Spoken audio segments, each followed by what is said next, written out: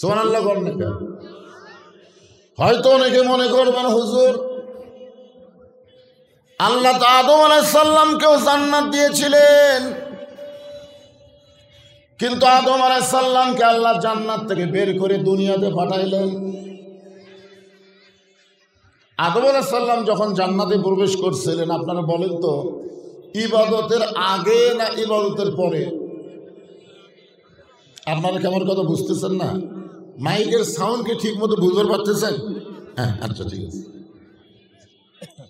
আদম আলাইহিস সালামকে আল্লাহ জান্নাতে রাখার পরে একটা ইবাদত, ইবাদত মানে আল্লাহর হুকুম, জান্নাতে রাখার পরে একটা ইবাদত দিলেন যে ওয়ালা তাকরাবা হাজিস শাজারা ফাতাকুনা মিনাজ জালিমিন। ওই গাছের কাছে যাইও না, গাছের ফল খাইও না, এ কথা কিন্তু কোরআন হাদিসে নাই। বলা হয়েছে গাছের কাছে যাইও না, গাছের কাছে গেলে জালিমদের অন্তর্ভুক্ত হবে। এটাই হলো আল্লাহর হুকুম, এটাই হলো ইবাদত। বেহেশতের মধ্যে কোনো কিছু করা লাগবে না, খালি খাওয়া দাওয়ার ফুর্তি মারো আর ওই গাছের কাছে যাইও না, এই একটা ইবাদত। আর আমাদের জন্য ইবাদত বেশি না কম? হালাল খাও, হারাম খাও না, 5 ওয়াক্ত নামাজ পড়ো, বছর রমজান মাসে রোজা করো, টাকা পয়সা বেশি হলে শতকরা 2.5 টাকা যাকাত দাও, ধনী হলে হজ করো, এরকম বহু হুকুম আছে না নাই? তাহলে আমাদের বাবা আদমের জন্য কি বেশি হুকুম? একটা হুকুম, খালি গাছের কাছে যাইও না। কিন্তু ওই গাছের কাছে গেলেন, যার কারণে আল্লাহ তাআলা তাকে দুনিয়াতে পাঠালেন, কারণ প্রথম একটা ইবাদতই তারা ঠিক মতো করতে পারেনি।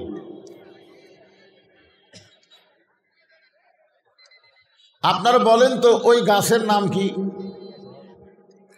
এতদিন হলে শোনেন যে গাছের নাম কি? গন্ধম গাছ। ওই গাছের ফল যদি কেউ খায় তাহলে পেশাব পায়খানা লাগে। অন্য যতগুলো গাছ আছে সেই গাছের ফল খালি পেশাবও লাগে না, পায়খানাও লাগে না, কিন্তু ওই গাছের ফল খালি পেশাব পায়খানা লাগে। এখন যেই খাসে তখন তো পেশাব পায়খানা লাগবে। আল্লাহ তো জান্নাতে পেশাব পায়খানা বানায়নি। আপনারা কি মনে করেন জান্নাতে পেশাব পায়খানা আছে? তো এখন পেশাব পায়খানা লাগবে, এই কারণে আল্লাহ বললেন তোমরা দুনিয়াতে যাও, পেশাব পায়খানা করো। এখন আপনারা বলেন দুনিয়া থাকার জায়গা না পেশাব পায়খানার জায়গা? আমাদের থাকার জায়গা কোথায়? জান্নাত। জবান খুলে বলেন কোথায়?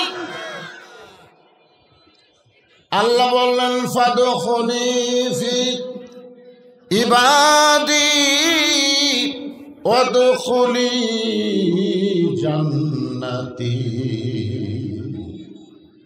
মানে ইবাদত করে কেউ যদি জান্নাতে যায় তাকে আল্লাহ জান্নাত থেকে বের করে দিবে, ফাদখুলুহা খালিদিন। ফেরেশতা জিবরাইল বললেন নবী গো, আপনি যদি জান্নাত থেকে বের না হন আল্লাহ আপনাকে জান্নাত থেকে বের করে দিবে না। সঙ্গে সঙ্গে আমাদের নবী বললেন জিবরাইল, আল্লাহ যদি আমাকে জান্নাতে থাকার জন্য ঢুকতে বলতেন আমি নবী জান্নাতের মধ্যে ঢুকতাম না। আমি শুধু জান্নাত দেখার জন্য ঢুকলাম। আমার উম্মতের জন্য আল্লাহ কেমন জান্নাত বানাইছে, আমি সেই দিন জান্নাতে থাকার জন্য ঢুকবো যেদিন আল্লাহ তাআলা আমার সমস্ত উম্মতকে জান্নাত দিয়ে দিবে। এখন আপনাদের কাছে আমার প্রশ্ন, যেই নবী জান্নাতের মধ্যে গিয়ে আমাদের কথা ভুললো না, আমরা সেই নবীকে নেতা হিসাবে গ্রহণ করব না যারা বিপদে বলে কর্মী টর্মী থুইয়া বলে যায় আমরা তাকে নেতা নেত্রী বানাবো? সামনে আসছে শুভ দিন, চিন্তা ভাবনা করে নিন। জোরে কোন কথা ঠিক কিনা? যে আয়াতে কারিমা তেলাওয়াত করলাম এখানে আল্লাহ বলতেছেন ইয়া আইয়ুহাল্লাযীনা আমানু, যারা আমাকে বিশ্বাস স্থাপন করেছো, আত্তাকুল্লাহ, তোমাদের ভিতরে যদি আল্লাহর ভয়টা সব সময় রাখতে চাও, ফাকুনু মা'আস সাদিকিন, তাহলে তোমরা সত্যবাদীদের সাথে হও, সত্যবাদীদের দল করো, সত্যবাদীদের সঙ্গে থাকো। এখানে সত্যবাদী বলতে আপনারা কাদেরকে বোঝেন? যারা মানুষের আইনের কথা বলে তারা সত্যবাদী, না যারা আল্লাহর কোরআনের আইনের কথা বলে তারা সত্যবাদী? আপনারা একটা কথা একটু ক্লিয়ার করে বলেন তো, এই বাংলাদেশ স্বাধীন হওয়ার পরে এখন পর্যন্ত আমরা যে আইন অনুযায়ী চলতেছি, এই আইনের মধ্যে সন্দেহ আছে না নাই? ধোঁকা, গোজামিল। আচ্ছা, যে সংবিধান দিয়ে আমাদের বাংলাদেশ চলতেছে, এই সংবিধানের মধ্যে সন্দেহ আছে না নাই? ধোঁকা, গোজামিল। তাহলে আমরা গোজামিল, ধোঁকা, সন্দেহ এইগুলোর উপরে যদি চলি আর আল্লাহর কোরআনকে যদি শুধু ওয়াজের ময়দানে রাইখা দেই, আর যাই হোক আমরা সত্যবাদীদের দলভুক্ত হতে পারবো না। ধরে কোন কথা ঠিক কিনা? আল্লাহর ভয় কলিজার মধ্যে রাখতে গেলে আকুনু মা'আস সাদিকিন, সত্যবাদীদের তোমরা সাথী হও। এখন আল্লাহ কাদেরকে লক্ষ্য করে বললেন?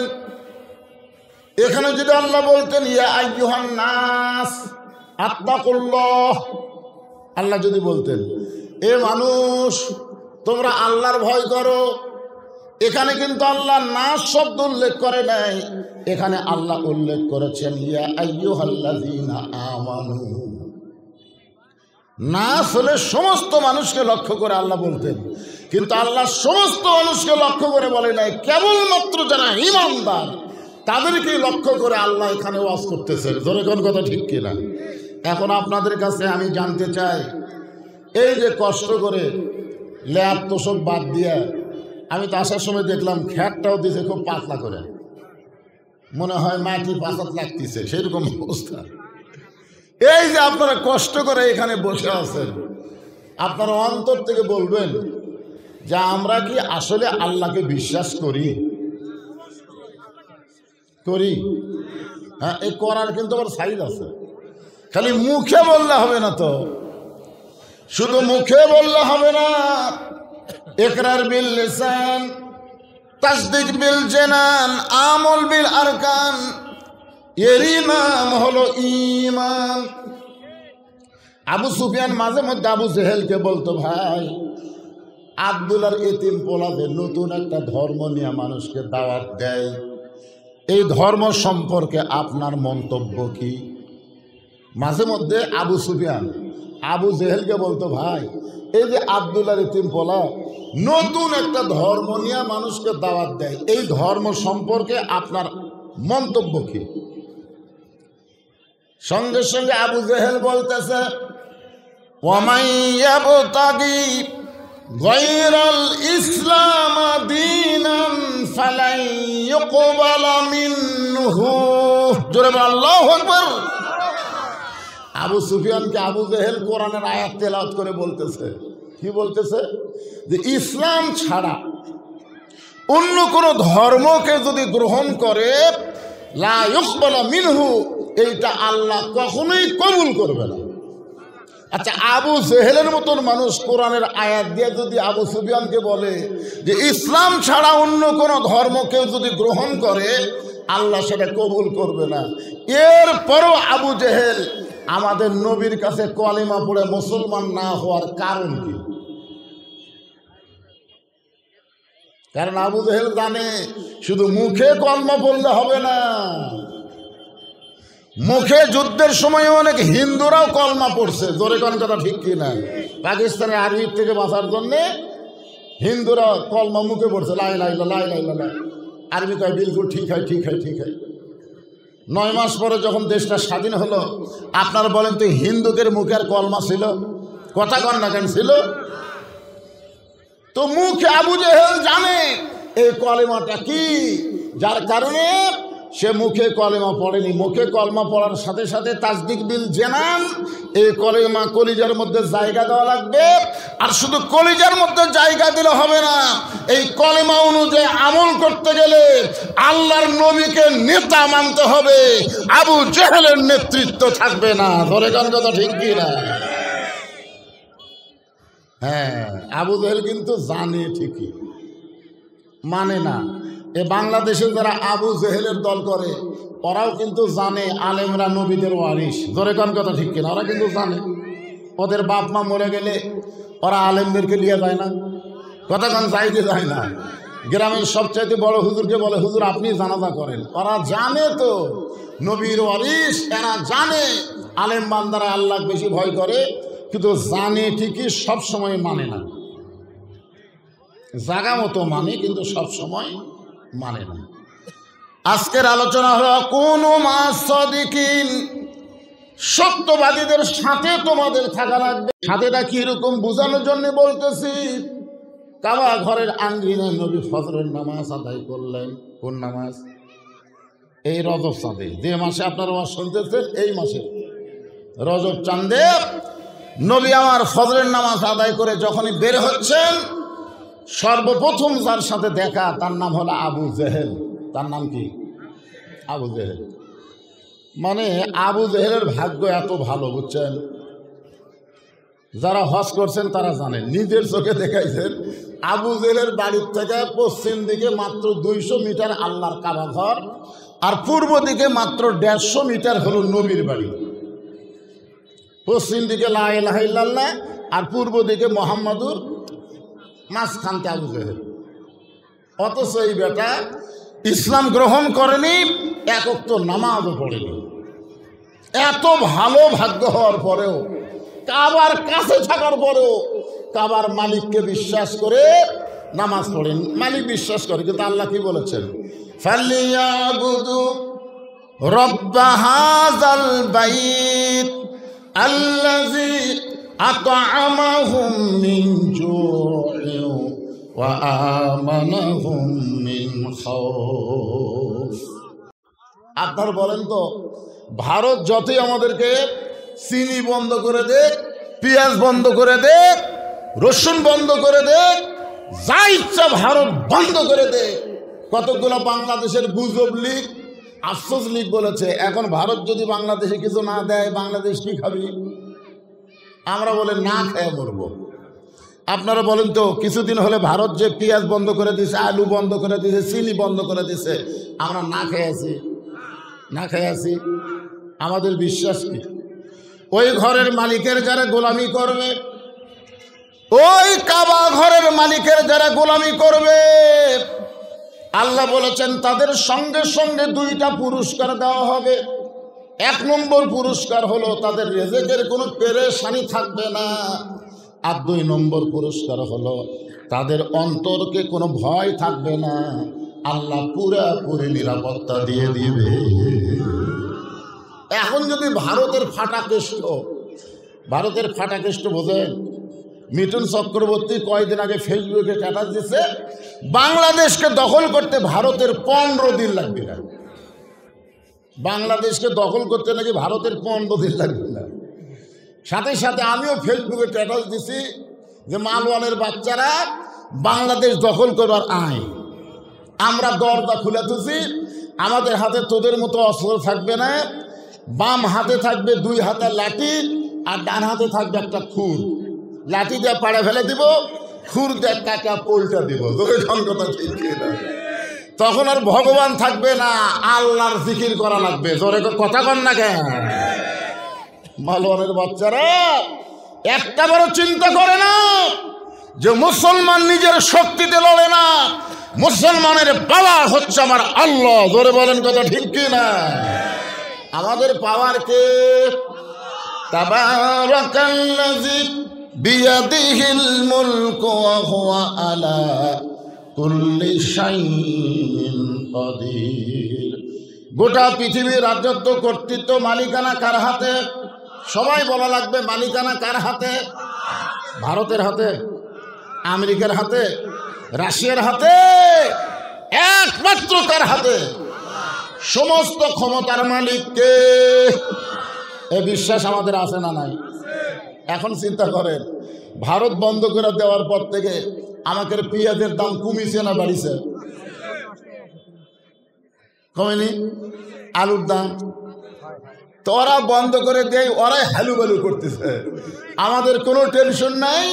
কারণ আমরা মুসলমান মাত্রই বিশ্বাস করি ওমা মিন দাব্বাতিন ফিল আরদি ইল্লা আলাল্লাহি রিজকুহা।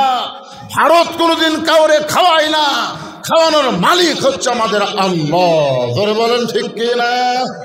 খাওয়ানোর মালিক কে? সবাই বলেন খাওয়ানোর মালিক কে? আল্লাহ। মুদিরই খাওয়া নাই, মুদির আর খাওয়া নাই। আয় আয়, হাসিনা যাওয়ার পর থেকে মুদির খাওয়া নেই, বুঝছেন?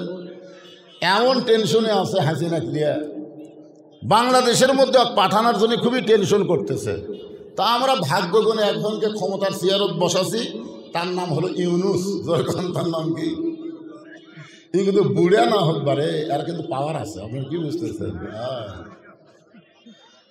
ইউনুস নবীরে খাইল মাছেতে গিলিয়া, ফেরেশতা পাঠাইলেন আল্লাহ ইসমে আজম দিয়া।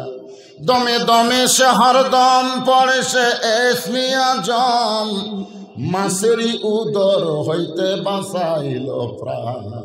একটা মাছের পেট থেকে যদি ইউনুস নবীকে আল্লাহ বাঁচায়, আর আমরা সেই ইউনুসকে এখন ক্ষমতার চেয়ারত বসে থাকি, তুই ভারত আর যা পারিস বাংলাদেশকে গিলতে পারবি না, তোরাই ভাঙ্গে তন্ন তন্ন হয়ে যাবি। জোরে বলেন কথা ঠিক কি না? আল্লাহর বান্দার একটু মনোযোগ দিয়ে শুনবেন। ইমানদারকে লক্ষ্য করে আল্লাহ বলতেছেন আত্তাকুল্লাহ। ইয়া আইয়ুহান নাস না বলে ইয়া আইয়ুহাল্লাযীনা আমানু বললেন। আমানু বলার সঙ্গে সঙ্গে আমাদের ইমানটাকে পরখ করে দেখতে হবে, আমাদের ইমানটা এখন কোন পর্যায়ে আছে।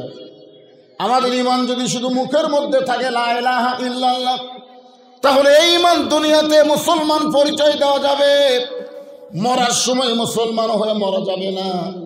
মুসলমান হয়ে যদি আমরা মরতে চাই, আমাদের ইমানটাকে কলিজার মধ্যে জায়গা দেওয়া লাগবে।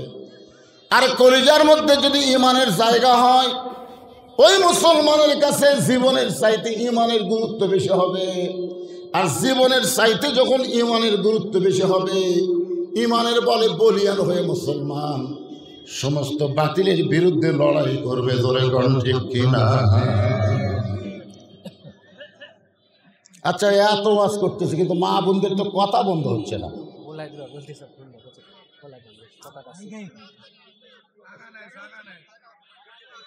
তা আপনাকে এলাকাতে মরদ মানুষের সাথে মেয়ে মানুষ বেশি।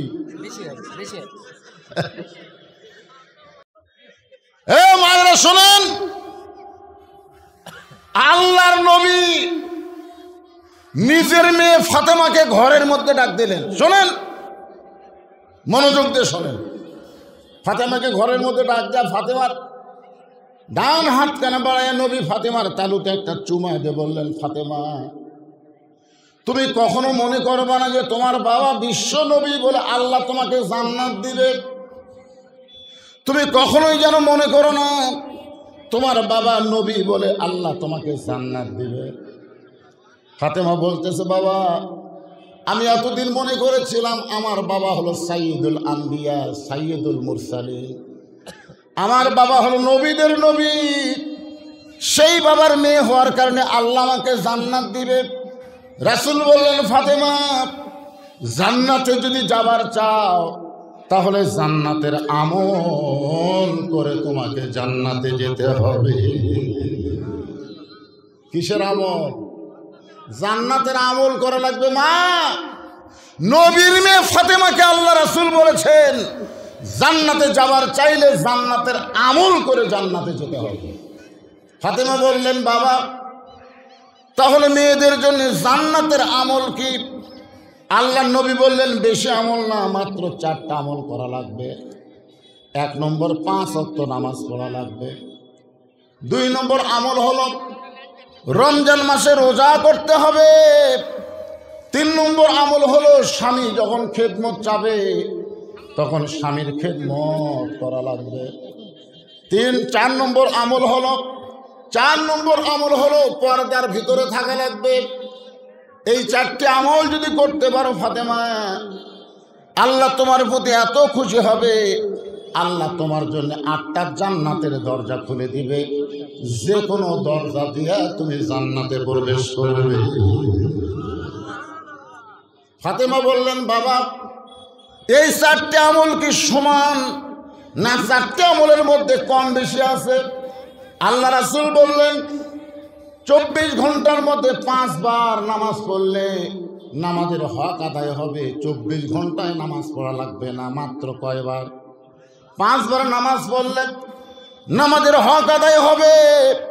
বছরে 1 মাস রোজা করলে রোজার হক আদায় হবে।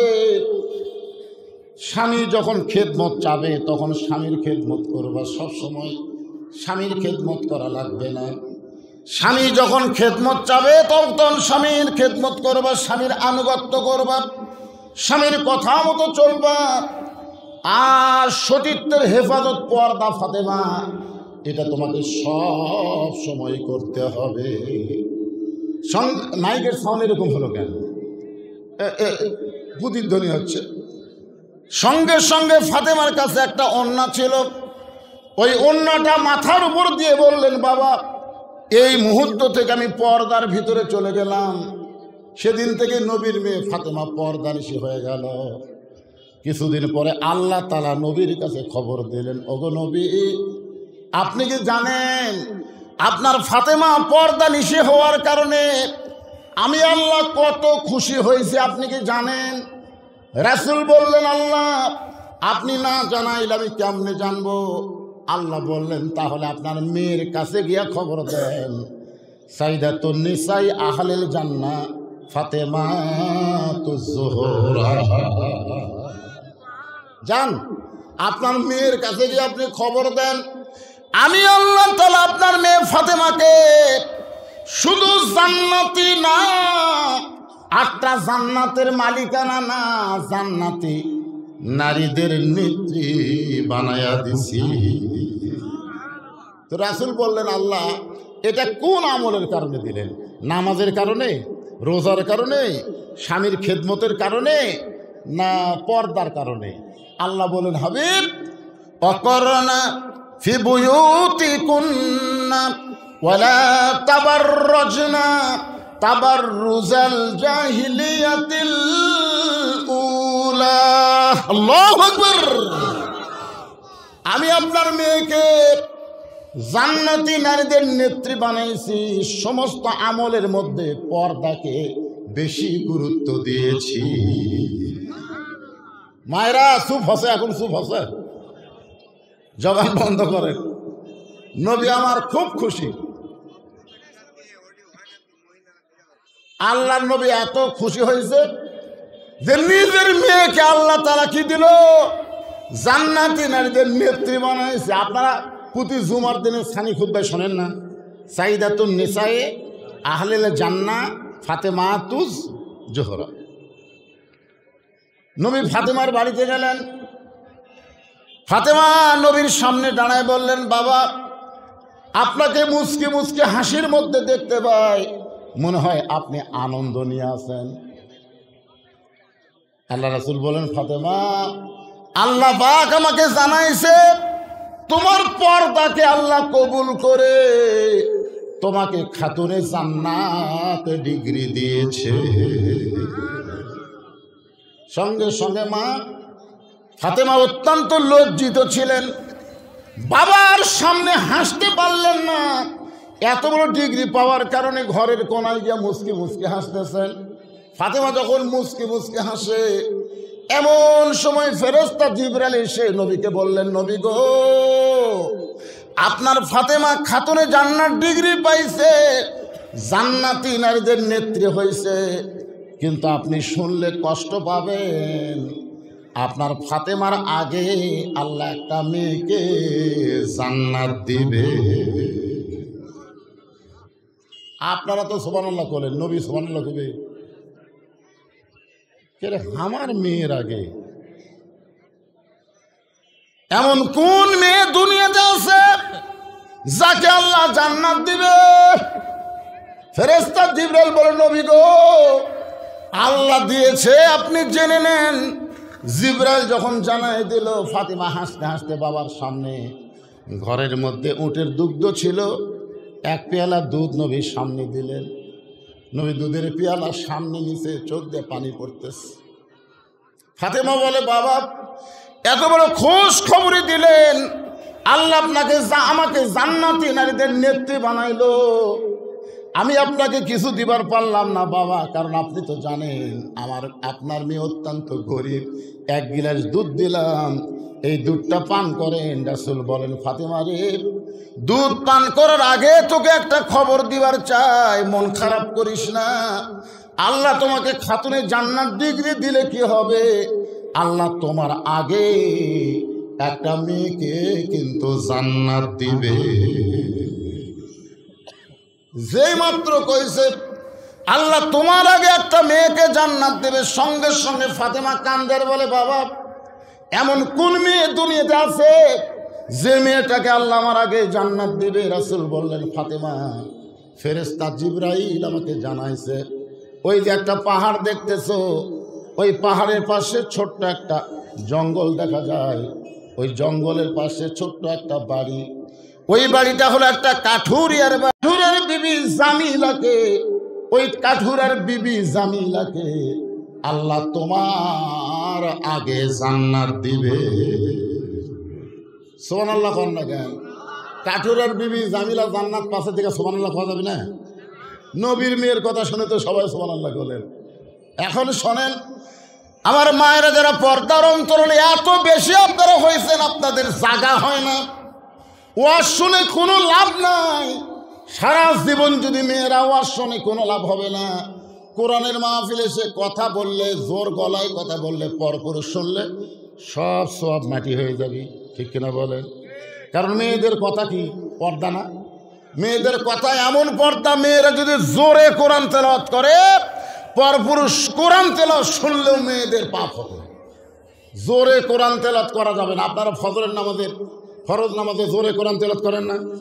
করেন কি করেন না? মাগরিবের, এশার, কিন্তু মেয়েরা পারবে? আপনার বউ জোরে কোরআন তেলাওয়াত করে নামাজ পড়তে পারবে? পারবে না। কারণ জোরে কোরআন তেলাওয়াত করলে ওইটা যদি পরপুরুষ শুনতে পায়, তারপরেও মেয়েদের পাপ হবে। যে মেয়েদের জোরে কোরআন তেলাওয়াত করা যাবে না, সেই মেয়েরা চিল্লাচিল্লি করতে চায়, এরকে ওয়াজ শোনা লাভ কি দেয়? এই জন্য একটু শোনেন। জামিলা ফাতেমা বলতেছে, বাবা ওই কাঠুরার বউ জামিলা এমন কি আমল করে যে আমল করার কারণে আল্লাহ আমার আগে জান্নাত দিবে? আল্লাহর নবী বললেন, ফাতেমা আমি বলতে পারবো না কোন আমলের কারণে আল্লাহ তোমার আগে জান্নাত দিবে। যদি তুমি জানতে চাও তাহলে তদন্ত করে জেনে নাও। পরদিন আসরের নামাজের পরে ফাতেমা চুপি চুপি কাঠুরার বিবি জামিলার বাড়ির দিকে রওনা দেয়। মেয়েরা যখন রাস্তা চলবে এমন ভাবে চলতে হবে রাস্তার মধ্যে মেয়েরা যেন কোনো গল্প না করে। চুপি চুপি কালো রঙের বোরকা পরে মেয়েদেরকে রাস্তা দিয়ে যাওয়া লাগবে। ফাতেমা চুপি চুপি জামিলার বাড়ির দরজা গেলেন। দরজায় গিয়ে ডাক দিলেন, জামিলা, আমি নবীর মেয়ে ফাতেমা তোমার বাড়ির দরজায়। জামিলার দরজায় সে কান্না শুরু করে দিলেন। ফাতেমা বলে, জামিলা কান্দো কেন? বলে, কান্দার কারণ হলো আমার সারা জীবনের সাধনা একটা বার শুধু নবীর মেয়ে ফাতেমাকে দেখতে চাই। আমি সারা জীবন ধরে সাধনা করেছি, নবীর মেয়ে ফাতেমাকে একটা নজর দেখতে চাই। ফাতেমা বলতেছে, তাহলে কান্দার কারণ কি? দরজা খুললেই তো আমার সঙ্গে তোমার দেখা হবে। জামিলা বলতেছে, আমার স্বামী কাঠ বিক্রি করতে গেছে বাজারে, আমার কাঠুরিয়া স্বামী এখন বাড়িতে নাই, আর স্বামীর হুকুম ছাড়া ফাতেমার জন্য দরজা খুলতে আমি জামিলা বড় ভয় পাই। লিল্লাহু আকবার। কি মনে করছেন তুইয়া মুইয়া মেয়া মানুষ আছে? এই একটা ফকুন্নি আলি দৌড়ে দেয় দরজা খুলে, ভিক্ষা দেন। আর ফকুন্নি বাড়ির মধ্যে ঢুকে দেখে কোন জায়গায় মোটর সাইকেল আছে, কোন জায়গায় কি আছে। পরে চোরের সাথে ফকুন্নি লাইন আছে না নাই? আপনার স্বামী বাড়িতে নাই, ফকুন্নি আসুক আর ফকির আসুক, কোন মেয়ে মানুষের দরজা খোলার হুকুম নাই। জোরে কর কথা, ঠিক কিনা? আপনার স্বামী কি হুকুম দিয়ে গেছে নাকি? হ্যাঁ, জামিলা বলতেছে, আমার স্বামী কাঠ বিক্রি করতে গেছে বাজারে, স্বামী এখন বাড়িতে নাই, স্বামীর হুকুম ছাড়া আমি নবীর মেয়ে ফাতেমার জন্য দরজা খুলতেও ভয় পাই। সঙ্গে সঙ্গে ফাতেমা চমকে উঠছে, ওরে বাবা রে, যে মেয়েটা স্বামীর হুকুম ছাড়া ফাতেমার জন্য দরজা খোলে না, এই মেয়েটার বাড়ির মধ্যে ঢুকে দেখাই লাগবে কোন আমলের কারণে ফাতেমার আগে জান্নাতি হবে। ফাতেমার আগ্রহ বাড়ছে না কমছে? জোরে কোন বাড়ছে না কমছে? জামিলা বলতেছে আজকের মতো ফেরত যান, আজকের মতো ফেরত যান। রাত্রে যখন স্বামী আমার কাছে আসবে, স্বামীর কাছ থেকে দরজা খোলার হুকুম নিয়ে থাকবো, আগাম হুকুম, আপনি আগামীকাল এই সময় আসা মাত্রই দরজা খুলে দিব।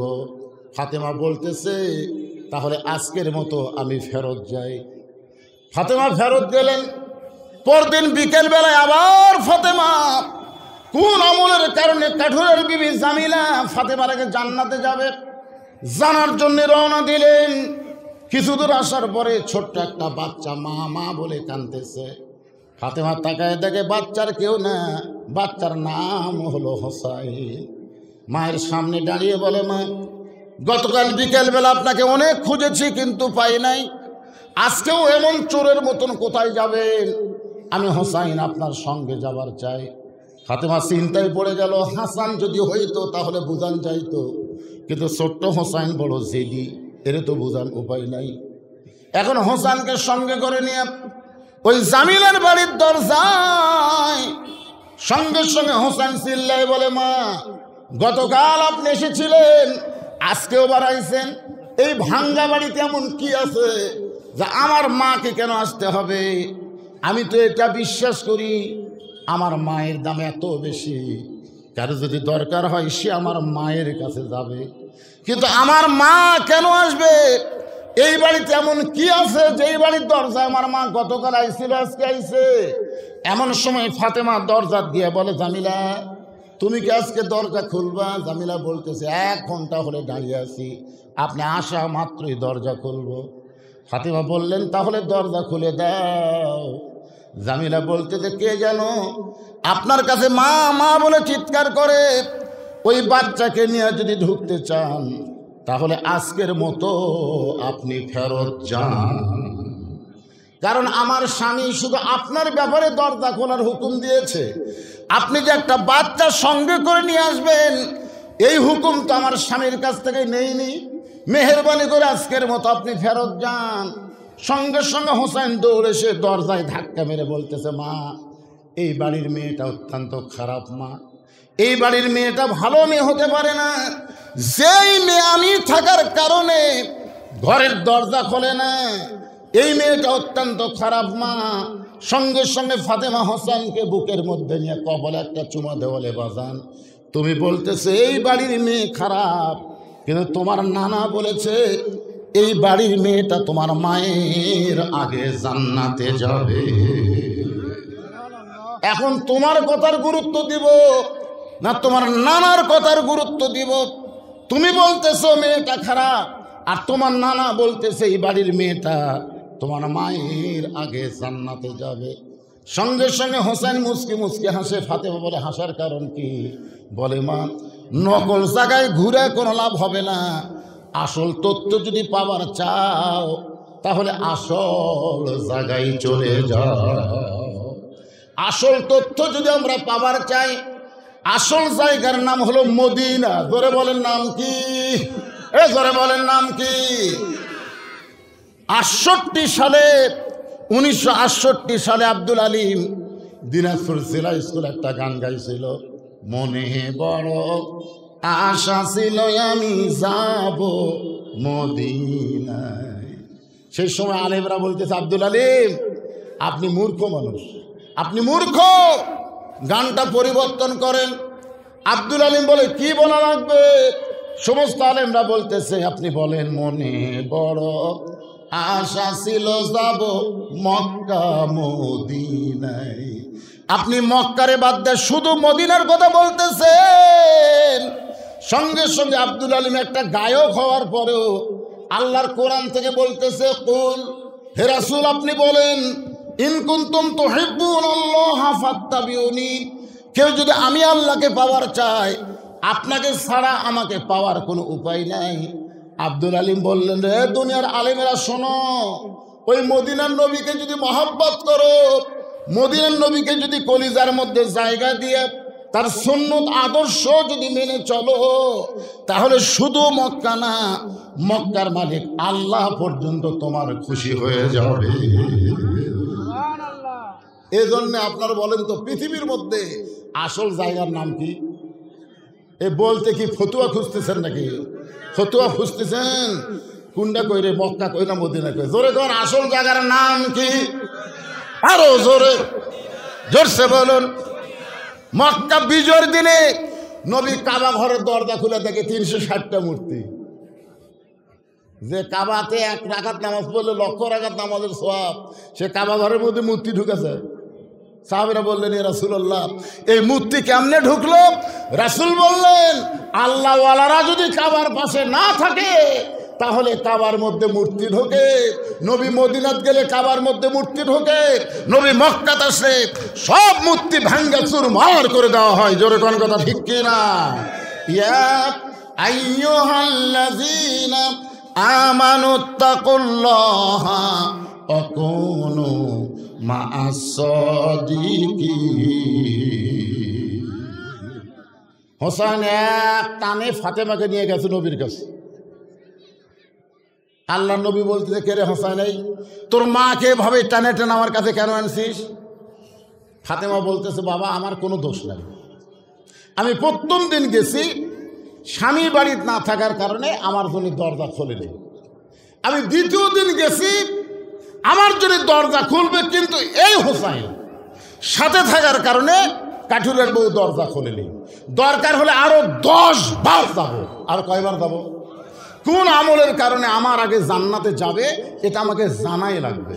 হোসেন মুসকে মুসকে হাসে আর বলে, মা তুমি অযথা 10 বার কেন ওই দরজার যাবা? আমি তোমার যেখানে নিয়ে আইছি এখানেই তো সব খবর। আল্লাহর ধন নবীরে দিয়া, আল্লাহ আছে গায়েব হইয়া। ধরে কোন আল্লাহর ধন নবীরে দিয়া, আল্লাহ আছে গায়েব হইয়া। নবীর ধন সবাই পাইছে যারা প্রকৃত আলেম হইছে। ধরে কোন কথা ঠিক কিনা? এই জন্য তো বলা হয়েছে আল উলামা ওয়ারাসাতুল আম্বিয়া। এমনি এমনি কিন্তু গানটা তাহেরি কইতে ভুল করছে। নবীর ধন খাজা নিয়ে শুয়াই আছে আজমিরে, কেউ ফিরে না খালি হাতে, খাজা রে তোর দরবারে। এক খাজা কেন পাবে? নবীর ধন আল্লাহর কোরআন নবীর কাছে, সেই কোরআন এখন মুসলমানের কাছে। ধরে কথা কন না কেন? কথা কন না কেন?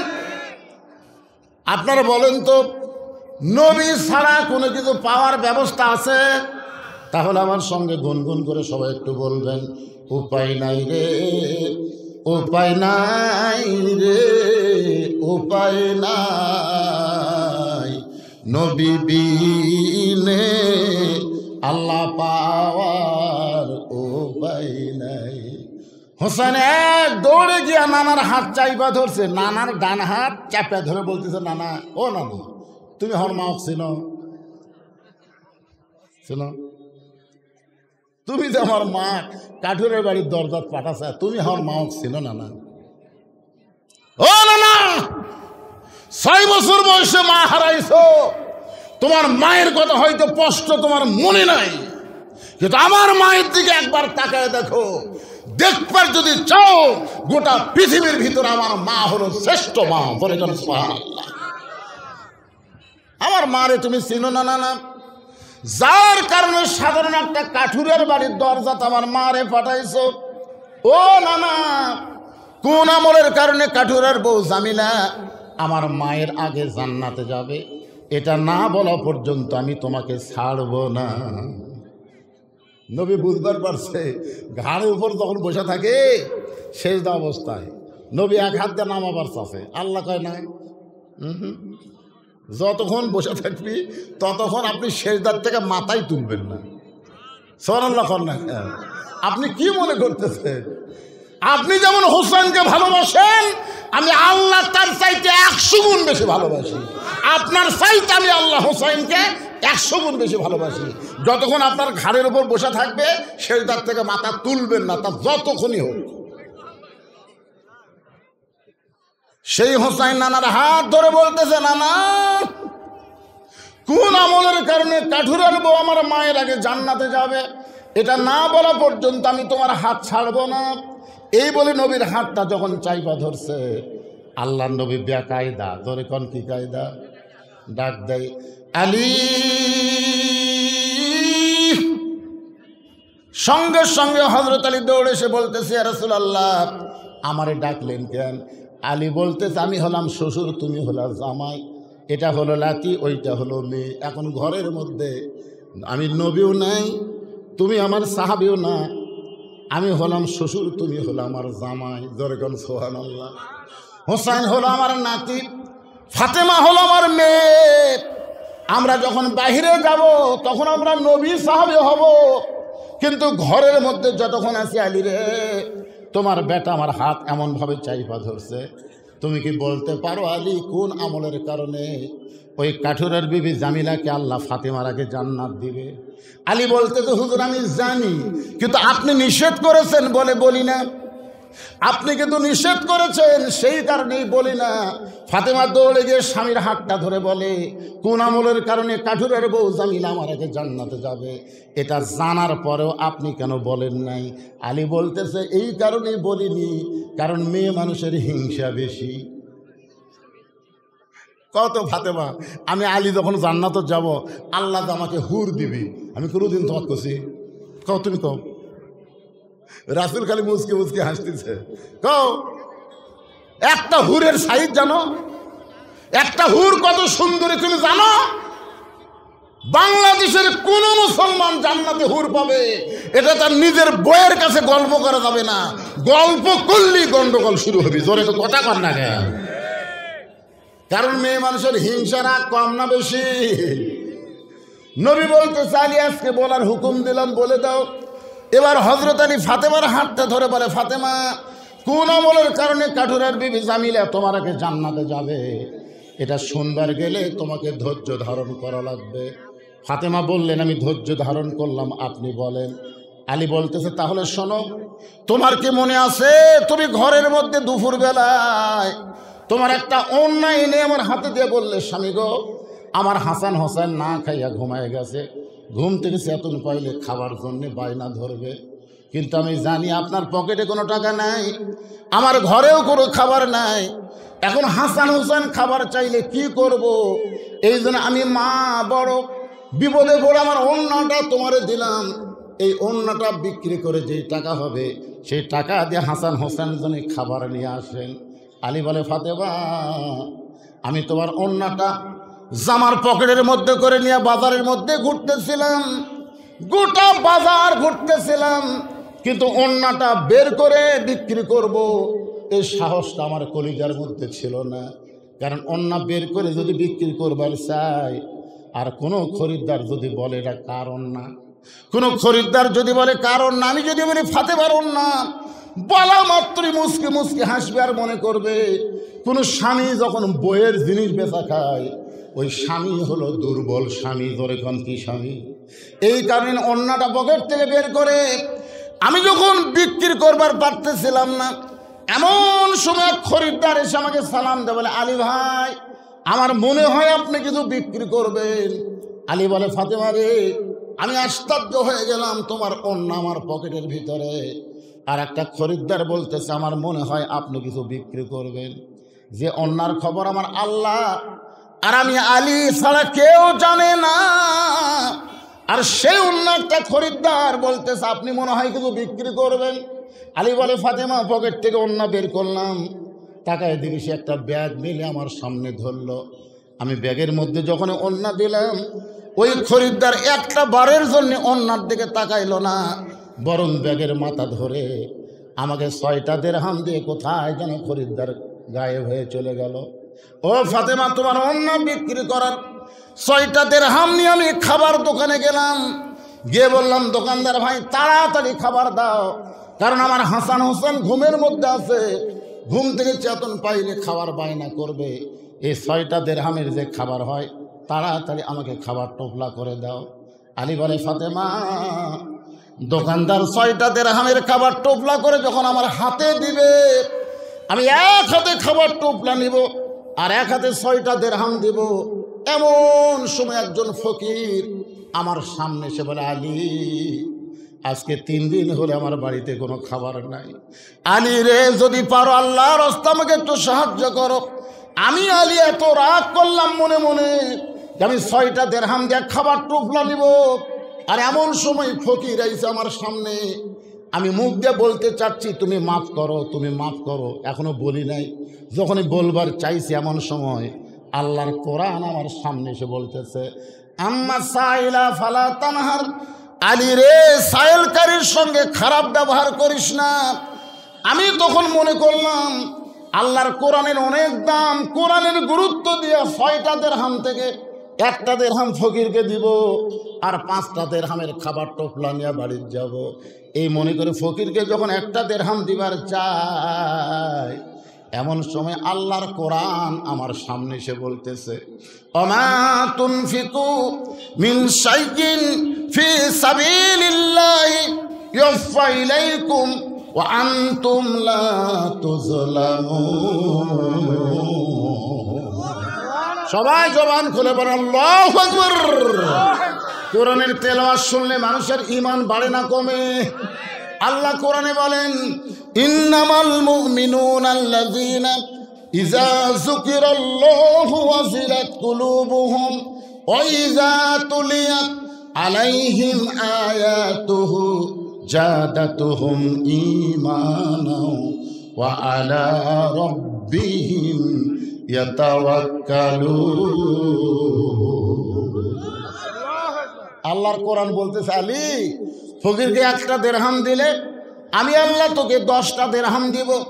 ফকিরকে যদি 2টা দিরহাম দেস আমি আল্লাহ তোকে 20টা দিরহাম দিব। তুই যদি 6টা দিরহাম ফকিরকে দান করিস আলী, আল্লাহ কোরআন দিয়ে বলতেছে ইউফা ইলাইকুম, আমি আল্লাহ তোকে 160 দিরহাম দিয়ে দিব। 6টা দিরহাম 10 গুণ 60 দিরহাম দিয়ে দিব। হযরত আলী আল্লাহর কোরআনকে বিশ্বাস করেছে। নিজের সন্তানেরা না খেয়ে দিয়ে ঘুমায় আছে, ওদিকে খেয়ালি গুরুত্ব দিয়ে হযরত আলী 6টা দিরহাম যেই মাত্র ফকিরকে দিয়ে দিল। ফকির হাসতে হাসতে যখন চলে গেছে, এমন সময় দোকানদার বলতেছে, আলী ভাই টোপলার খবর কি? আপনি তো আমার টোপলা করতে কইলেন, এই টোপলার খবর কি? আলী বলতেছে, 1 টোপলা দিয়ে আমার হবে না, আমার 2 বস্তা খাবার লাগবে। সুবহানাল্লাহ কোন? তুমি 2 বস্তা খাবার প্যাকেট করো। দোকানদারকে 2 বস্তা খাবার প্যাকেট করে হযরত আলী বাজারের মধ্যে ঘুরতেছে। গোটা বাজারের মধ্যে হযরত আলী ঘুরতেছে। এমন সময় এক ব্যক্তি রাস্তা দিয়ে উট নিয়ে আসতেছে। আসার সময় হযরত আলীকে সালাম দেয়, বলে আলী ভাই এত বড় আলেম হইয়া ওয়াজাতা বাজারে ঘোরা জায়েজ নাই। আপনারা বলেন তো পৃথিবীর সর্বশ্রেষ্ঠ জায়গার নাম কি? সবাই বলা লাগবে, পৃথিবীর সর্বশ্রেষ্ঠ জায়গার নাম কি? আর সবচাইতে খারাপ জায়গার নাম কি? হযরত আলী হলেন পৃথিবীর শ্রেষ্ঠ আলেম, যার কারণে বলতেছে ভাই যেন অযথা বাজারে ঘুরে লাভ নাই, আপনি কি উটটা নেবেন?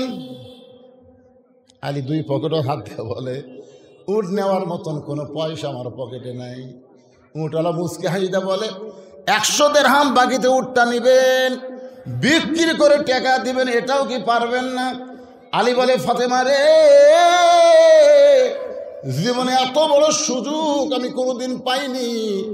100 দিরহামই বাকিটা উটটা নিয়ে যেই মাত্র উটের বাজারে গেলাম, চারিদিক থেকে মানুষ এসে আমাদের সালাম দেয়, বলে আলী ভাই এই দালালি ব্যবসা কবে শুরু করলেন?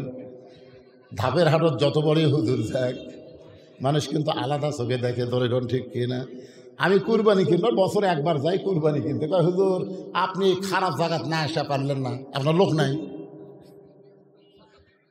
এমন শপথ করবে, আমার বাপের শপথ, মায়ের শপথ, আল্লাহর শপথ, নবীর শপথ, 10 কেজি হবে। আমি সব শপথ বিশ্বাস করে কিনে না, ওভারের মতন টাইমের দিকে 150। আপনি এত বড় আলেম হয়ে উটের বাজারে উট নিয়ে ঘুরতেছেন, এই উটের ব্যবসা কবে শুরু করলেন? কবে শুরু করলেন? হযরত আলী চোখের পানি বের করে কোনো কথাই বলতে পারে না। এমন সময় এক খরিদ্দার এসে সালাম দেবে, বলে আলী ভাই বেশিক্ষণ উঠ নিয়ে বাজারত থাকার দরকার নাই, আপনি দাম কত নেবেন? আলী বলতেছে, আমি চাইবো না, তুমি কত দিবা খুশি মনে কও। খরিদ্দার বলতেছে 160 দিরহাম দিলাম। যেই মাত্র 160 দিরহাম কইছে, হযরত আলী উটটা বিক্রি করে উটওয়ালার 100 দিরহাম ফেরত দিয়ে বাকি 60টা দিরহাম নিয়ে এক দৌড়ে দোকানের কাছে যায়। কেরে দোকানদার খবর কি? বলে 2 বস্তা প্যাকেট করে রাখছে, দাম কত? বলে 60টা দিরহাম দিলেই চলবে। হযরত আলী বলে, ফাতেমা 60টা দিরহাম দিয়ে 2 বস্তা খাবার কান্দে করিয়া যখন বাড়ির দরজায়, তোমার কি মনে আছে আমি দরজাতে আসার সঙ্গে সঙ্গে তুমি দরজা বন্ধ করে দিলে? আমি দরজায় আসার সঙ্গে সঙ্গে তুমি দরজা বন্ধ করে দিলে। আমি আশ্চর্য হয়ে বললাম, ফাতেমা দরজা খুলে দাও। তুমি তখন ঘরের ভিতর থেকে বললে, একটা অন্য বিক্রি করার টাকা দিয়া বড় করে 1 টোপলা খাবার হবে, আপনি 2 বস্তা খাবার কোথায় পাইলেন? আপনি কি মনে করছেন যে আমার হাসান হোসেন না খেয়ে আছে বলে আপনি হারাম কামাই করে আনবেন আর আমি ফাতেমার দরজা খুলে দেব? এমন নারী আমি না। দরকার হলে না খাইয়া মরে যাব, কিন্তু হারামের কামাই খাবো। প্রত্যেক ঘরে ঘরে এমন করে একটা বউ যদি থাকতো, বাংলাদেশের কোনো নেতা দুর্নীতি করতে পারতো না। ধরে কোন কথা ঠিক কিনা? ওই বেতন পায় 12,000, বাসা ভাড়া 13,000। কেরে চিন্তা করে দেখেন, মাস গেলে বেতন পায় 12,000, বাসা ভাড়া 13,000। প্রতিদিন ইলিশ মাছ কিনে, গরুর গোস্ত কিনে, টাকা পায় না কোথায়? একটা বউ কিন্তু জিজ্ঞাসা করে না। ফাতেমা বলতেছে, আমার অন্য বিক্রি করার টাকা দিয়ে বড় জোর 1 টোপলা খাবার হবে। আপনি 2 বস্তা খাবার কোথায় পাইলেন? যতক্ষণ না বলবেন ততক্ষণ ফাতেমা দরজা খুলবো না। আলী বলতেছে, দরজা খুললেই বলবো। ফাতেমা বলতেছে, আগে বললেই দরজা খুলবো। আলী বলতেছে, দরজা খুললেই বলবো। ফাতেমা বলতেছে, আগে বললেই খুলবো। এমন সময় আল্লাহর কোরআন বলতেছে, আর রেজালু কাওয়ামুনা আলান নিসা, পুরুষেরা নারীদের উপরে থাকা লাগবে, পুরুষ নারীদের তলে থাকা যাবে না। ইরশাদ চাচার পরে যা করছেন করছেন, সামনে আর করা যাবে না। বাংলার জমিনে আমরা কোনো মেয়ে মানুষকে আর প্রধানের আসন দিব না। ডোনাল্ড ট্রাম্প যেদিন প্রেসিডেন্ট হলো, আমেরিকার ভোটে প্রেসিডেন্ট হলো না, বাংলাদেশের কিছু গুজব লীগ তারা একটা আওয়াজ তুলল, ইউনুস তোর দিন শেষ। ডোনাল্ড ট্রাম্প হাসিনার পক্ষের লোক, মোদির পক্ষের লোক, যে কোনো সময় হাসিনা চট করে ঢুকে দিবি, ইউনুস ধরে জেলত করবি। ইউনুস পরের দিন মুখ বিবৃতি দিল, এই গুজব লোকেরা, গুজব লীগ, তোরা কি মনে করতেছিস আমেরিকারা কোনোদিন মেয়ে মানুষক প্রধান বোঝে না? যদি প্রধান বুঝতো তাহলে কমলা হ্যারিস এবার ভোটে জিততো। জোরে কোন কথা ঠিক না? কয় মাস হয়ে গেল গুজব লীগের আর মুখ না, এখন চুপ হয়ে গেছে। কারণ গত কয়েকদিন আগে ডোনাল্ড ট্রাম্প একদিনে ডক্টর ইউনুসকে 4 বার ফোন করছে। কয়বার? 4 বার ফোন করছে, 3 বার ধরেনি। ডক্টর ইউনুস 3 বার ধরেনি, শেষে যা ধরছে ডোনাল্ড ট্রাম্প বলতেছে, ভাই আমি আপনার সাথে মিলেমিশে থাকতে চাই। কে? হাসিনা কুটি গেল। মুদির মুখ বন্ধ, হাসিনারও মুখ বন্ধ। আমরা বলতেছি, কেরে মুদিরও বউ নাই, হাসিনারও ওটি, তুই গেছু যেখানকার মাল সেখানে গেছু, ভালো মতো থাক। আমাদের বাংলাদেশ এত কথা কেন? জোরে কথা কর না কেন ভাই? তুই বুড়া বয়সে একটা মাল পাতিস, লিয়া থাক, লাড়া ছাড়া খা, লাড়া ছাড়া খা, তোর তো অন্য কোনো খাওয়ার উপায় নাই। জোরে কোন কথা ঠিক করে একটু মনোযোগ দিয়ে শুনবেন।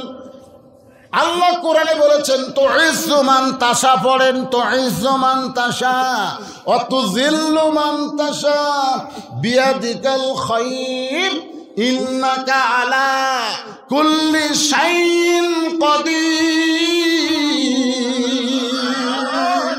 সম্মান দেওয়ার মালিককে, অপমান করার মালিককে, ভালো মন্দর মালিককে, সমস্ত ক্ষমতার মালিককে। সমস্ত ক্ষমতার মালিক যদি আল্লাহকে বিশ্বাস করতে চান, তাহলে আত্তাকুল্লাহ ওয়া কুনু মা'আস সাদিকিন। যেই বিষয় নিয়ে কথা বলতেছে একটু মনোযোগ দিয়ে শুনবেন। এখন বাজান, হযরত আলীর সামনে আল্লাহর কোরআন, আলীর সামনে কি? আল্লাহর কোরআন বলতেছে আর রেজালু কাওয়ামুনা আলান নিসা। এই আয়াতের বাংলা অর্থ হলো পুরুষেরা নারীদের উপরে থাকবে। পুরুষেরা নারীদের কেবল, এটা আমার কথা না আল্লাহর কথা, তা আপনার কথা কর না। তো হযরত আলী আল্লাহর কোরআনকে গুরুত্ব দিয়ে ফাতেমাকে দরজা খুলতে অনুরোধ না কইরা 2 বস্তা খাবার কান্দে করে নবীর দরবারে আল্লাহ রাসূল বসেছিলেন, নবী হঠাৎ দাঁড়িয়ে গেলেন। দাঁড়িয়ে দৌড়ে এসে আলীর কপালে চুমা দিয়ে 2 বস্তা নবী নিজেই নামা নিলেন। আলী বলতেছে, হুজুর আপনি কত ভালো, আপনি কত ভালো, কিন্তু আপনার মেয়েটা দেখেন, আপনি আমি আশা মাত্র আপনি নিজে কপালে চুমা দিয়ে 2 বস্তা কাঁধ থেকে নামায় নিলেন। আর এতবার বলার পরেও আপনার মেয়ে ফাতেমা আমার জন্য দরজা খুলল না। নবী বলতেছেন, আলী ফাতেমা যদি দরজা খুলতো তাহলে তুমি কি আমার কাছে আসতে? আলী বলতেছে, হুজুর যদি দরজা খুলতো তাহলে তো আপনার কাছে আসতাম না। আরে পাগলা, এই কারণেই আমার মেয়ে দরজা খোলে নাই, কারণ আমার কাছে তোমাকে পাঠানোর জন্য। হযরত আলী বলতেছে, রাসূলুল্লাহ আপনার মেয়ে দরজা না খুলে আপনার কাছে পাঠানোর পিছনে কারণ কি? রাসূল বলে, আলী রে তুমি কি বলতে পারবা ফাতেমার ওড়না কে কিনেছে? তুমি কি বলতে পারবা আলী কোন খরিদ্দার ফাতেমার ওড়না কিনেছে? আলী বলতেছে, রাসূলুল্লাহ আমি জানি না। নবী বলে, আলী রে কোন ফকির তোমার কাছে ভিক্ষা নিয়েছে? তুমি কি বলতে পারবা? আলী বলতেছে, আমি জানি না। রাসূল বলে, আলী রে কোন উটওয়ালা তোমার কাছে উট বিক্রি করলো? তুমি কি বলতে পারবা? আলী বলতেছে, আমি জানি না। রাসূল বলে, আলী রে কে খরিদ্দার হয়ে উটটা কিনলো? তুমি কি বলতে পারবা? আলী বলতেছে, আমি জানি না, আমার আল্লাহ রাসূল ভালো জানে। এখন তুমি বসো, এখন তুমি বস্তা তো আমি নামেলেছি, এখন তুমি আমার সামনে বসো। কোন খরিদ্দার তোমার কাছ থেকে ওড়না নিল? কোন ফকির তোমার কাছ থেকে ভিক্ষা নিল? কে তোমার কাছে উট বিক্রি করলো? আর খরিদ্দার হয়ে কে উট কিনলো? তুমি কি আলী শুনবার চাও? আলী বলতেছে, একবার না 100 বার শুনবো। তাহলে হযরত আলী যদি শুনবার চায় আপনারা শুনবেন না? কারা কারা শুনবেন? আল্লাহকে একটু হাত দেখান তো দেখি। লিল্লাহে তাকবীর, আলহামদুলিল্লাহ। ভাইজান এই এই হাত তোলানোর কারণ হলো আমাকে আবার খালি ওয়াজ না, এর মধ্যে আবার আর একটা কাম দেওয়া হচ্ছে, একটু আদায় করা লাগে, বুঝলেন না? তো এই গামছা পার্টি ব্যাগ পার্টি ওরা কোথায় রে? ব্যাগ পার্টিটা কোথায়? অল্প সময়ের মধ্যে আদায় কমপ্লিট করে আমি আবার ওয়াজে ফেরত। আমি যেখানে যে ওয়াজটা ধরি কমপ্লিট না করে আমি কোনোদিন যাই না, কারণ আগামীকাল পর্যন্ত আমার বাঁচার কোনো গ্যারান্টি। আজকে হয়তো জীবনের শেষ ওয়াজ, এখানকার পরে যে আর একটা ওয়াজ আছে ওইখানে যে আমি যাবার পারবো তার কোনো গ্যারান্টি নাই। এই জন্য ভাইজান মনে করেন না যে এখানে ওয়াজ থুই আর একটি যাবি, তা যাবো না। এই পিছনের হুজুরেরা কারা রে? কেমন হুজুর রে? ও ব্যাকপাটি হুজুর, সাইড থেকে লাগ ওই যে দাঁড়িয়ে আছে। আমি মনে করছিলাম খালি মেয়েরাই বেশি হবে, মরদেরা খুব একটা বেশি হবে না। এখন দেখতেছি মাহফিল পুরুষেরটাও ফুল হয়ে গেছে, দাঁড়ানোর জায়গা দেখেন দাঁড়ায় আছে, আবার মেয়েরাও অনেক আছে আলহামদুলিল্লাহ। আজকে সবাই যদি 10, 20, 50, 100 টাকা করে দান করেন এই মাদ্রাসার কোনো ঋণ থাকবে না। মাদ্রাসার যত চাহিদা আল্লাহ সব পুরো করে দেবে। যাদের বাপ মা কবরে গেছে, বাপ মার রুহের মাগফিরাতে আজকে হাফিজি মাদ্রাসায় বাপ মাকে জান্নাতে দেওয়ার জন্যে কোরআন শরীফ বাবদ 500 টাকা করে টাকা দিবেন। এর আগে একবার আমি চাইছিলাম 100-এর বেশি কোরআন দিচ্ছেন আপনারা। কোরআন শরীফ কিনে এনে দেওয়া লাগবে না, আপনি 500 টাকা দিবেন। এই নবীর মাদ্রাসায় একটা কোরআন শরীফ দান করার সওয়াব আল্লাহ আপনার বাপ মার কবরে দিয়ে দিবে। যদি বাপ মা বাঁচা থাকে আল্লাহ বাপ মার হায়াত দারাজ করবে, আপনি কোরআন দানের সওয়াব পাবেন। এই নিয়তে এতগুলো মানুষের মধ্যে মাত্র 100 জন আল্লাহর বান্দার কাছে 100টা কোরআন শরীফ চাই। কোরআন শরীফ পৃথিবীর সর্বশ্রেষ্ঠ দান, নবীর মাদ্রাসায় একটা কোরআন। আল্লাহ দেওয়া কবুল করুক, জোরে কর আমিন।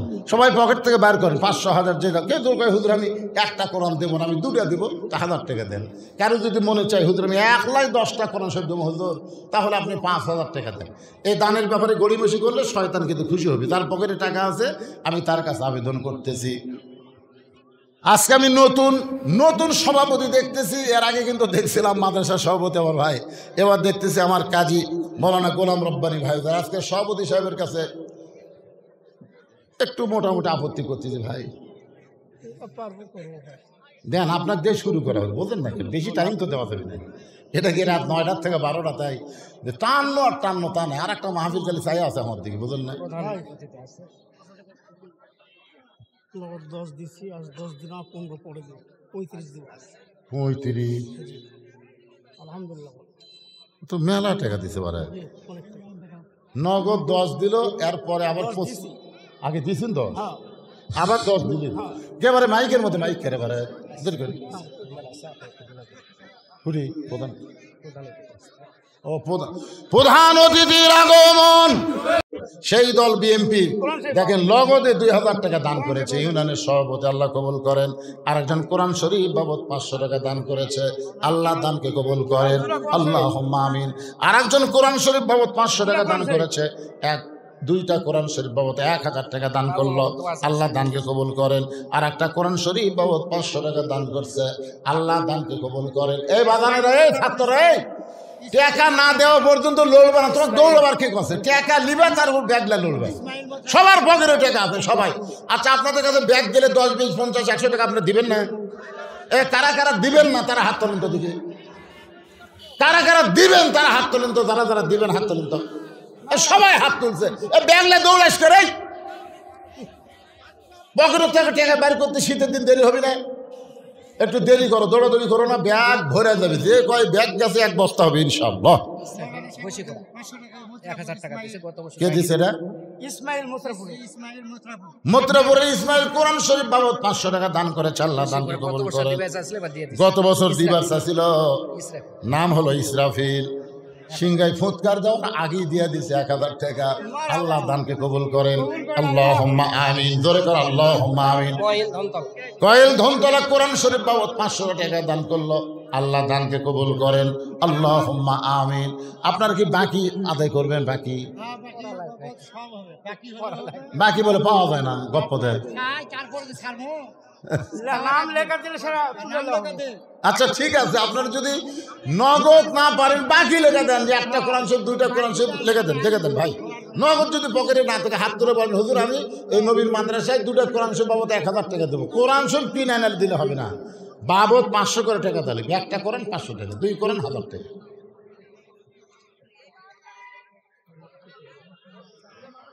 আদায় শেষ হলেই ইনশাল্লাহ আমি আবার আলোচনা শুরু করব। একটু জিকির করেন লা ইলাহা ইল্লাল্লাহ। মাশাআল্লাহ মাশাআল্লাহ। বাবা মারা গেছে, বাবার রুহের মাগফিরাতে কোরআন শরীফ বাবদ 500 টাকা দান করেছে। আমরা দোয়া করে আল্লাহ বাবার কবরকে জান্নাতের টুকরা বানায় দেখ। জোরে কোন আমিন। মায়েদের মধ্যে আদায় হচ্ছে,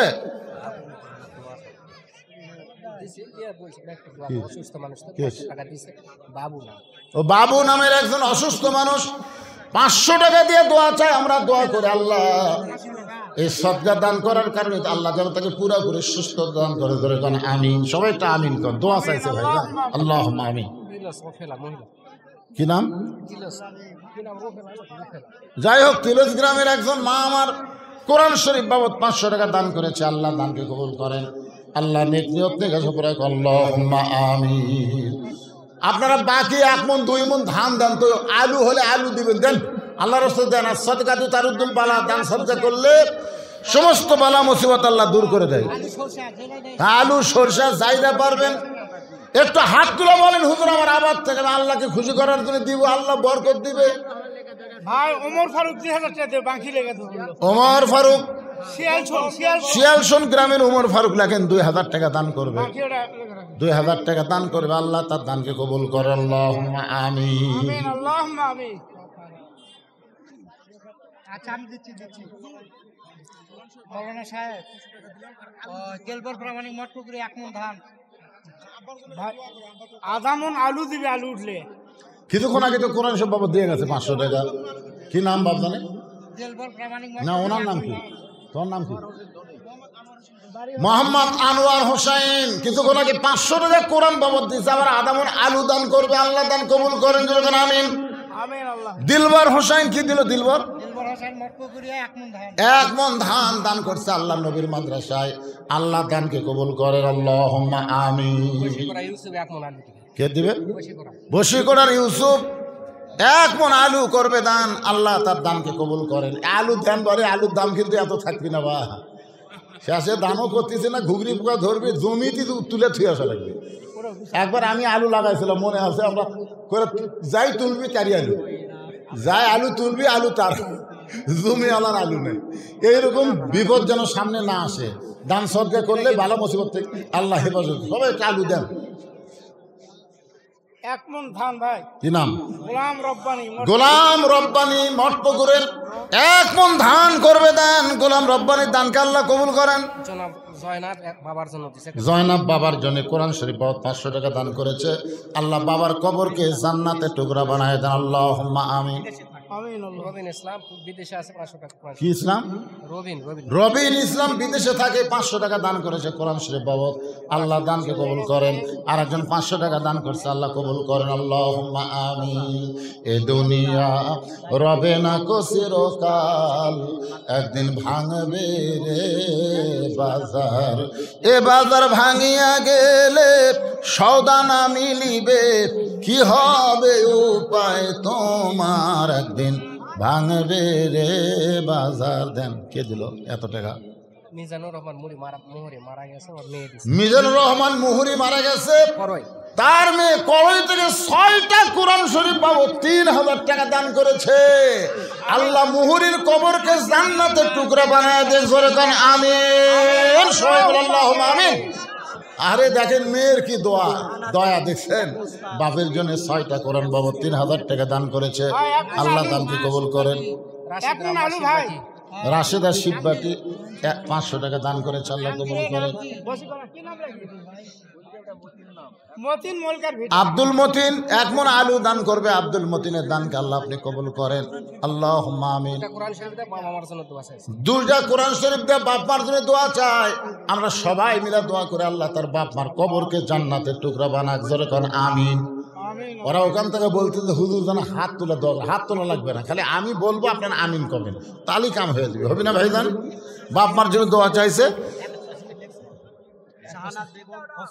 শাহানাজ বেগম অসুস্থ মানুষ, 1 বস্তা সিমেন্ট দান করবে নবীর মাদ্রাসায়, আল্লাহ তার দানকে কবুল করে, তাকে পুরোপুরি সুস্থতা দান করেন আল্লাহুম্মা আমিন।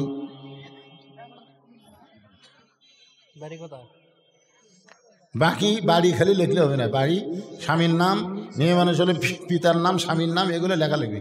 এমনি আদায় করে তো আপনার পান না, এমনি পান না।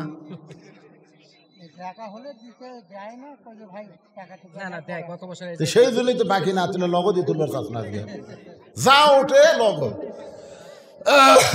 কেবারে ব্যাগ আলারা কুটি গেল রে, টেকা টুকালি রে, এটা ছোট দেখি ব্যাগের সাইজ কিরকম, আরো আসতেছে। মাশাল্লাহ মাশাল্লাহ, বেশি লোক হলে দেখেন ব্যাগের টাকা 1 বস্তা হয়ে যায়, বুঝলেন না? এখনকার ওয়াজে তো 150, 200, 50, 60 জনের উপর লোক হয় না, কিন্তু আপনাকে মঠপুরে কি বরকত ভাই, মেয়ে মানুষেরও জায়গা হয় না, মরদ মানুষেরও জায়গা হয় না। মাশাল্লাহ। তারপরও আপনাদের জন্য স্পেশাল তবারক আছে, জানেন আপনারা? সেই তবারক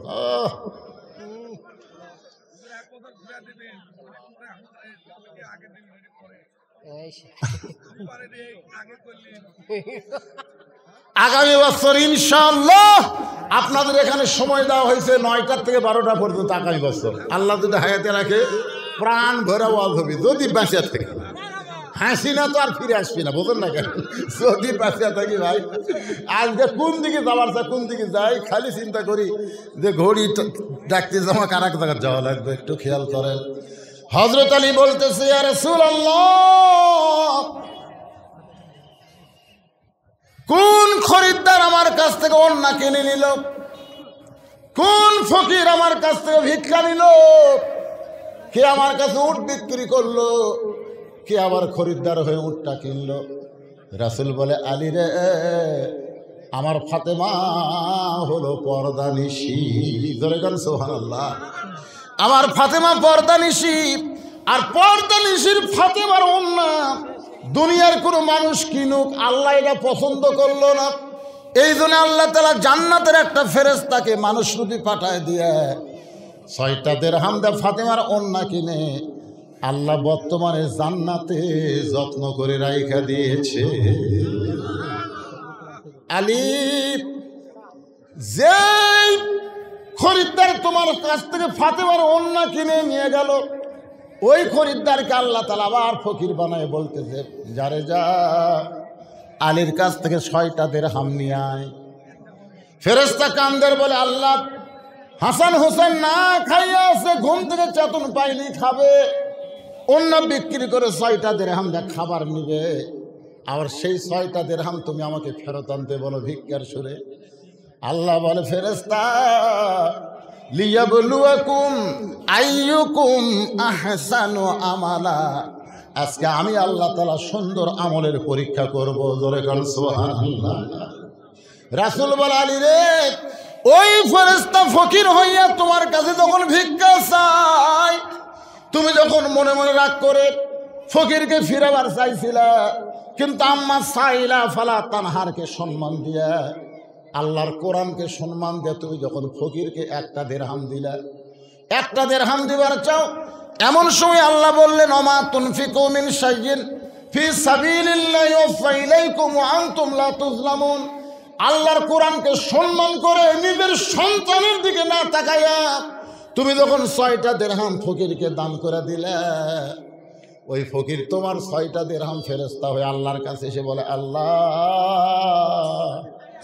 হাসান হোসেনের জন্য খাবার নিবার চাইলো, সেই টোপলা খাবার না নিয়ে 6টা দিরহাম দান করে দিল। আল্লাহ কয়, কান্দিস না, যে উটের পিঠে চড়ে ফাতেমা জান্নাতে যাবে, সে উটটা 100 দিরহাম বাকিতে আলীর কাছে বিক্রি করে।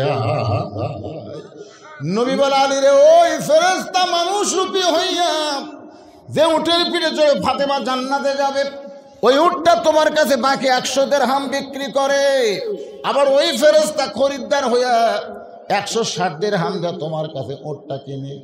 আলী রে, 100 দিরহাম তুমি দিয়া দিলা উটলাকে, আর যে 60টা দিরহাম তুমি পাইলা, কারণ কি, তুমি 6টা দিরহাম দান করার কারণে আল্লাহ দুনিয়াতেই তোমাকে 10 গুণ বাড়াইয়া দিছে। তুমি 2 বস্তা খাবার নিয়ে তুমি ফাতেমার দরজার কাছে আসলে, ফাতেমা দরজা খুলে দিলে এই খবর তুমি কেমনে পাবে? এই জন্য আমার মেয়ে দরজা খোলে নাই। ফাতেমা দৌড়েছে স্বামীকে বলে, স্বামী গো, ওই কাঠুরেরও জামিল আমার আগে কেমনে জান্নাতে যাবে? সেই ওয়াজ করা বাদ দিয়ে আপনি কি দানের ওয়াজ শুরু করছেন? আলী বলতেছেন, ফাতেমা ধৈর্য ধারণ করো, শোনো, তুমি খাতুনে জান্নাত হওয়ার কারণে, তুমি জান্নাতি নারীদের নেত্রী হওয়ার কারণে আল্লাহ তোমাকে হেঁটে হেঁটে জান্নাতে নিবে না, আল্লাহ তোমাকে উটের পিঠে করে জান্নাতে নিবে। কারণ সাইদাতুন নিসাই আহলেল জান্নাহ ফাতেমা জোহরা। তুমি যখন উটের পিঠে চড়ে জান্নাতের দিকে রওনা দিবে, উটটা কিছুদূর যাওয়ার পরে আপন ইচ্ছায় উটটা থেমে যাবে, উটটা ব্রেক হয়ে যাবে। ফেরেশতারা বলবে, আল্লাহ, খাতুনে জান্নাত ফাতেমা যে উটের পিঠে চলে যায়, উটটা ব্রেক হলো, আর যে সামনে যায় না। আল্লাহ বলে, ফেরেশতা, উটটা যদি সহসায় যাবার না চায়, উটটাকে টেনে টেনে জান্নাতে নিয়ে যাওয়া লাগবে। ফেরেশতা বলে, আল্লাহ, উটটার কি ধরে টানবে? টানার তো কিছুই নাই। আল্লাহ বলে, কে রে ফেরেশতা, তুই যে খরিদ্দার হয়ে আলীর কাছ থেকে 6 দিরহামে ওন্না কিনলি, সেই ওন্নাটা জান্নাতের মধ্যে আমি আল্লাহ যত্ন করে রাইখা দিয়েছি, যা যা ওই ওন্নাটা এনে উটের গলায় বেঁধে দাও। আলী বলতেছেন, ফাতেমা, তোমার সেই ওন্নাটা উটের গলায় বেঁধে দিয়া ওন্নার একটা মাথা উটের গলার নিচে ভাবে ঝুলতে থাকবে। ফেরেশতা বলবে, আল্লাহ, এখন উটটাকে কে টেনে টেনে জান্নাতে নিয়ে যাবে? আল্লাহ তখন বলবে, কাঠুরার বউ জামিলা কোথায় রে? রে কাঠুরার বউ জামিলা, তুমি কোথায়? কারণ তোমার স্বামী সব সময় দোয়া করত, তোমার স্বামী সব সময় আল্লাহকে বলতো, আল্লাহ, আমার যে বউটা আমার হুকুম ছাড়া ফাতেমার জন্য দরজা খোলে না। আমি একটা গরিব কাঠুরি, আমার বউকে জীবনে কিছুই দিবার পারিনি। আল্লাহ, আমি স্বামী হয়ে তোমার কাছে দোয়া করি, আমি আমার বউয়ের প্রতি খুশি হইয়া বলতেছি, আল্লাহ আমার বউটাকে তুমি সবার আগে জান্নাত দিও। আলী বলে, ফাতেমা তুমি জান্নাতের নেত্রী হবে, কিন্তু সবার আগে তোমার জান্নাত আমি আলী কোনোদিন দোয়া করি নাই। কিন্তু জামিলার স্বামী কাঠুরিয়া দোয়া করার কারণে আল্লাহ বিবির জন্য স্বামীর দোয়া কোনোদিন ফিরাই না। এদিন জামিলাকে তোমার আগে কেমনে জান্নাতে দিবে?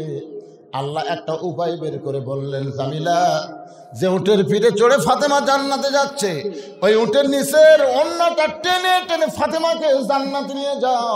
ফাতেমা তুমি মনে করবা যে আমি জান্নাতে যাচ্ছি সর্দারিনী হয়ে, আমি জান্নাতে যাচ্ছি, কিন্তু আল্লাহর বক্কর হলো উটের পিঠ থেকে তোমার পা জান্নাতে দেওয়ার আগে ওই জামিলার পা জান্নাতে চলে যাবে। সঙ্গে সঙ্গে ফাতেমা বলে, আল্লাহ, যেই মেয়েরা পর্দার মধ্যে থাকবে আর যেই মেয়েরা স্বামীর কথা মতো চলবে, ওই সকল মেয়েদেরকে ফাতেমা জামিলার সাথে আল্লাহ জান্নাত দিও। আপনারা বলেন তো, আর কোন মেয়ে মানুষের ওয়াজ আছে? মেয়ে মানুষের কিন্তু নামাজ রোজা ভালোই করবার চায়, কিন্তু স্বামীর কথা মানবার চায় না, আর এই পর্দার মধ্যে থাকবার চায় না। আজকে মা বোনদের জন্য এই ওয়াজ শুরু করার পর থেকে আমি তো একটা কথা, ওরা যে বেঁচে আছে না মরে গেছে বোঝা যায়নি, জোরে কোন কথা ঠিক কিনা আপনার শুনবার পাচ্ছে না? এবারে সময় কম, বাসজানের জন্য তেমন ওয়াজ করা গেল না। তবে যেটা বলতেছি, যারা আল্লাহকে বিশ্বাস স্থাপন করেছেন, আল্লাহর ভয় যদি কলিজার মধ্যে রাখতে চান, তাহলে সত্যবাদীর সঙ্গী হওয়া লাগবে। আজকের মাহফিলের সম্মানিত প্রধান অতিথিরা এসেছেন, বিশেষ অতিথিরা এসেছেন, তারা শুভেচ্ছা বক্তব্য দেওয়ার সুযোগ না দিতে মোনাজাত করি। তাই আমার